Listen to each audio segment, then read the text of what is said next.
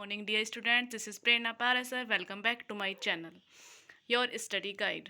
मैंने आपको first video में क्वेश्चन फर्स्ट कराया था चैप्टर 1 का क्लास 10th का. आज आपका क्वेश्चन 2 स्टार्ट कर रहे हैं और मैं एक वीडियो में एक ही क्वेश्चन करा रही हूँ क्योंकि छोटी छोटी वीडियो क्लिप निकाल रही हूँ. ज़्यादा बड़ी वीडियो हो जाती है सारे क्वेश्चन से एक एक्सरसाइज के सारे कराने में तो बच्चे नहीं देख पाते हैं.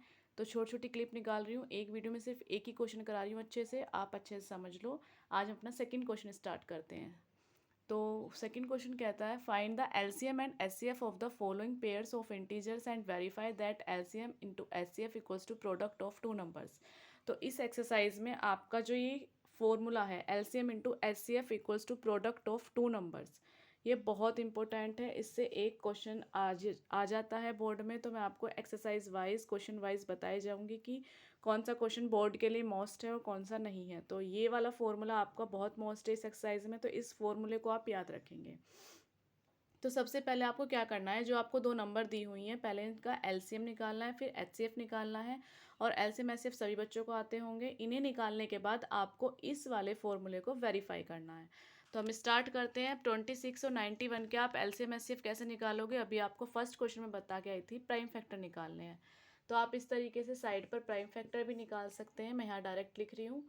तो 26 को आप क्या लिख सकते हैं, 2 इंटू 13. ठीक है, इसके ये फैक्टर होंगे. और 91 को आप क्या लिख सकते हैं, 7 इंटू 13. सिंपल. आप यहाँ पे साइड पे इस तरीके से करके देख सकते हैं जैसे आपने फर्स्ट क्वेश्चन में किया था. तो अब आप इसका एचसीएफ कैसे लिखते हैं. एचसीएफ वो होता है जो दोनों नंबर में कॉमन होता है. तो दोनों नंबर में कॉमन क्या है आपका, 13. तो एचसीएफ आपका हो गया 13.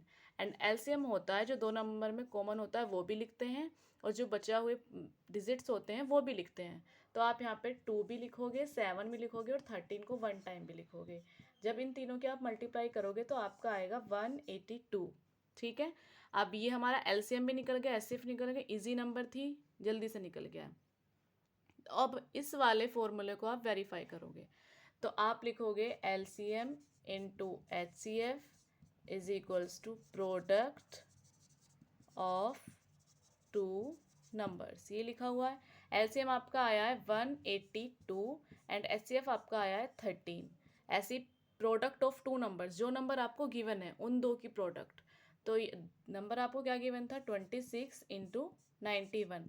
तो इधर इन दोनों की मल्टीप्लाई और इन दोनों की मल्टीप्लाई अगर आपकी सेम आती है तो आपका वेरीफाई हो जाएगा. और अगर आपका कहीं नहीं आता है आंसर तो आपका कहीं आपने गलत किया है, आप पीछे रीचेक करना.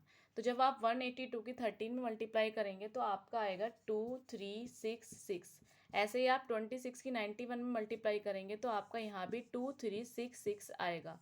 तो हमारी दोनों ही मल्टीप्लाई सेम है. आप इसे रफ पे करके देख सकते हैं, आपका यही आएगा. आई होप फर्स्ट पार्ट आपको क्लियर होगा. चलते हैं इसके सेकंड पार्ट पर. ऐसे ही आपका सेकंड पार्ट में है 510 एंड 92. तो 510 के आप ऐसे ही साइड में प्राइम फैक्टर अपनी समझ के लिए निकाल सकते हैं. मैं यहाँ लिख रही हूँ 510 के आपके जब फैक्टर आप निकालोगे तो आपके आएंगे 2 इंटू 3 इंटू 5 इंटू 17. ऐसे ही जब आप 92 के करोगे तो आपके आएंगे 2 इंटू 2 इंटू 23. ये करके ज़रूर देखना है आपको इस तरीके से प्राइम फैक्टर, जिससे आप अच्छे से सेटिस्फाइड हो जाएं. तो आप इसका जब एचसीएफ निकालोगे, एचसीएफ क्या होता है, जो दोनों में कॉमन होता है. तो दोनों में कॉमन आपको क्या दिख रहा है, तो 2 इसमें भी है इसमें भी है, 3 इसमें है इसमें नहीं है, बाकी कुछ तो आपका सिर्फ 2 ही एचसीएफ है. ठीक है, सेम वाला होता है. एलसीएम में सेम होता है वो भी लिखते हैं और बचा हुआ भी लिखते हैं. तो सेम क्या है आपका, एक तो 2 लिखना होता है एक बार, फिर आपका 2 भी है, फिर आपका 3 है, 5 है, 17 है एंड 23 है. जब आप इन सभी नंबर्स की मल्टीप्लाई करेंगे तो आपका आएगा 23460. ठीक है. इसके बाद हमारा एचसीएफ भी हो गया, एलसीएम भी हो गया. फिर हमें इसी तरीके से इस फॉर्मूले में वेरीफाई करना है. तो इधर तो आप लिखते हैं एलसीएम इंटू एचसीएफ और इधर लिखते हैं प्रोडक्ट ऑफ टू नंबर्स. तो एलसीएम आपका आया है 23460 इंटू एचसीएफ आया है 2. और टू नंबर्स गिवन कौन सी है आपको, 510 इंटू 92.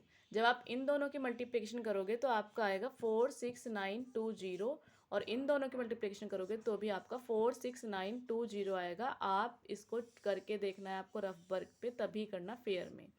आई होप इसके दोनों पार्ट आपको क्लियर होते हैं. चलते हैं इसके थर्ड पार्ट पर.